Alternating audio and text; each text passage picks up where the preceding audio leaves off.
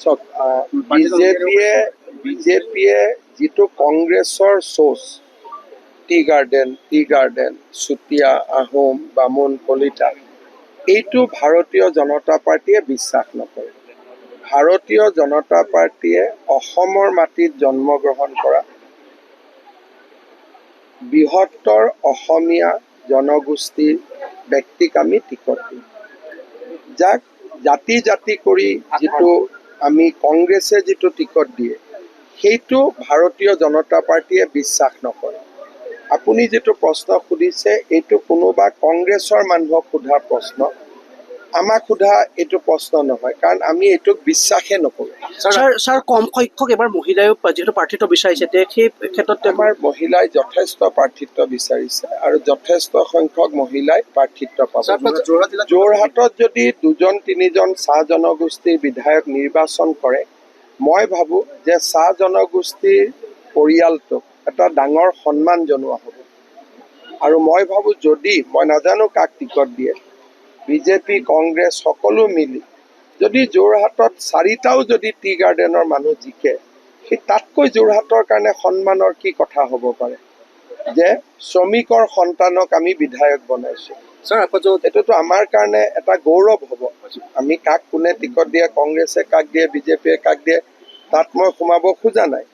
কিন্তু যদি চাহ জনগোষ্ঠীৰ লোকৰ কাৰণে মই জালুকবাৰী সমষ্টিটো এৰি দিব লাগে, তাততো একো বেয়া পাবলগীয়া একো নাই, ভালে পাব লাগে। ছাৰ যোৰহাট লোকসভা সমষ্টিত গৌৰৱ গগৈ বিশদবোধত জয় লাভ কৰে, তাৰপিছত পঞ্চায়ত নিৰ্বাচনত মুখ থেকে জাগালে। এইবাৰ বিধানসভাৰ নিৰ্বাচনত যি 3গৰাকী কথা কৈছে প্ৰত্যাহ্বান হ'বনে ছাৰ? মই বৰ্তমান চৰকাৰ গঠন কৰিবৰ কাৰণে আমাক 64টা ছিট লাগে। গতিকে আমাৰ চেষ্টা হ'ব যে আমি 64টা প্ৰথমে অতিক্ৰম কৰিম, তাৰ পিছত আগলৈ যিমান যাব পাৰোঁ আমি যাম। কিন্তু আমি যদি 1 বা 2 বা 3টা ছিটৰ কথা আলোচনা কৰোঁ, তেতিয়াহ'লে এইটো কংগ্ৰেছৰ জালত আমি ভৰি দিয়া হ'ব। আমি কংগ্ৰেছে যিটো ৰাজনীতি কৰিব সেই ৰাজনীতিটো আমি নকৰোঁ, বা আমি যিটো ৰাজনীতি কৰিব এইটো কংগ্ৰেছে নকৰে। সকলোৱে নিজৰ নিজৰ পন্থাৰে আগবাঢ়িব। আমাৰ দৃষ্টিত আমাৰ ভাল প্ৰাৰ্থী আছে, যোৰহাটত ভাল প্ৰাৰ্থী আছে, তেজপুৰত ভাল প্ৰাৰ্থী আছে, ডিব্ৰুগড়ত ভাল প্ৰাৰ্থী আছে, আৰু গোটেইবোৰ ছিট আমি জিকিম।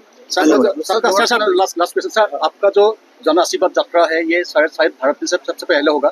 उदार प्रोटोकॉल आपने घूमा, लोगों के बीच गया, इससे पता चल रहा है आने वाले दिन में तो सरकार बीजेपी के हाथ में होगी। देखिए, मेरा पिता सीएम नहीं था और मेरा पिता कोई मंत्री भी नहीं था, तो मुझे अगर कुछ करना पड़ेगा तो जनता का आशीर्वाद से ही करना पड़ेगा। तो इसीलिए मेरे लिए स्वाभाविक है कि मैं बहुत ज़्यादा प्रोटोकॉल का ध्यान दूंगा तो मैं पीछे निकल जाऊंगा। लेकिन अगर मेरा पिताजी सीएम होते थे, पीएम होते थे, शायद मैं भी अपना कष्ट नहीं करते। वही है, अगर मेरा पिताजी कोई इंदिरा गांधी होते थे, राजीव गांधी होते थे, शायद मैं भी अपना कष्ट नहीं करते थे। लेकिन हम लोग जैसा लोगों को तो हमारा पास विकल्प क्या है? एक्सेप्ट हार्ड वर्क, कष्ट करने को छोड़ के हमारा पास और विकल्प क्या है? कुछ तो विकल्प नहीं है। Thank you. যিকোনো খবৰৰ বাবে যোগাযোগ কৰক আমাৰ এই নম্বৰত 9181 307 221।